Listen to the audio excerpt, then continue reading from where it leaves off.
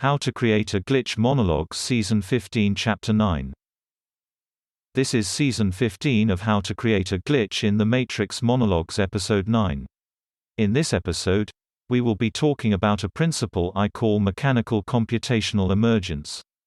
In this episode, we will be departing from the subject matter of this season to explore the nature of computation, technology and experience in a multiplicitous reality.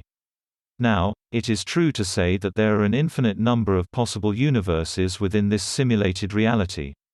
It is likewise also true to say that among those universes is a universe where our story, so to speak, is merely fiction, the manifestation of a process of narrative production.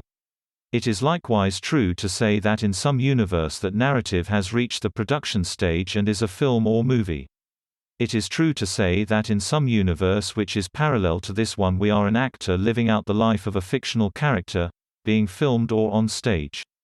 This is a difficult idea to grasp, but stay with me. Imagine for a moment that you are an actor, that your life is a fiction, and you are currently filming a movie. Imagine there are cameras around you. The place where you are is a set. Imagine that your thoughts, actions, words, are mere stage lines, set out in a narrative script. In some universe, this is the reality. Now, let's look at it another way. What if in that movie which is your life, all the technology, all the magic of computers, is just another special effect? What if this movie is filmed in our past? What if in this universe they haven't invented such things? But in this science fiction film, they have imagined a world where they have. So, in this universe, they have to, mechanically, generate the appearance of the same technology as we do through computers. They have to produce special effects. Now, for every universe where technology uses high-level sophisticated computational devices, things like microchips and wireless technology, what if in some other universe they have to create the appearance of such technology using mechanical means, to produce their film? What I am essentially suggesting is this. For every technology in this universe, there is a mechanical precursor in some lower-level universe. The computation required for this technology must occur in a mechanical device in the lower nested universe.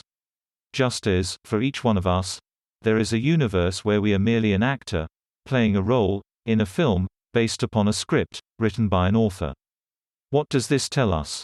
It suggests that the computation we take for granted in this universe by high-end computers, is in fact being completed by massive mechanical computers in some other universe, and the principles we take for granted which enable these high-end electronics to work, are the result of the reorientation of the mechanical computation universe to our narrative. What I am saying is that every advance in technology is merely the result of the creation of a universe where such technology can be simulated mechanically. And that our perception of this is limited by our being embedded in a universe where this mechanical device is simulated electronically. In a past episode, we talked about how the creation of narrative and archetype generates a vacuum which nature seeks to fill. As if our production of narrative or archetypes produces a shift in the direction of this reality. The concept of life writing relies upon this principle. But what if in some universe your narrative, your archetype, is a real person, flesh and blood, and what if in some other universe, they are an actor, reading the lines of a script written by you? All of this tells us that the practice of writing narrative and archetype, the practice of innovation in technology, is all merely a form of navigation, through the contextual fabric which is the simulated multiverse. If I was to hypothesize what the universe looks like which is our earliest precursor, I would suggest one in which computers are vast mechanical cities, where writers are generating scripts and movies are filled with special effects simulating technology which we take for granted. Such is the nature of the multiverse in which we reside.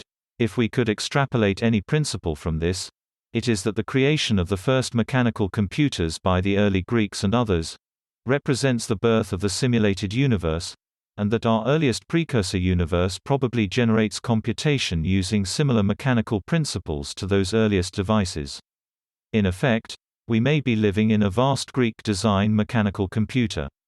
That's the end of the podcast for today. If you enjoyed it, please like, comment and subscribe.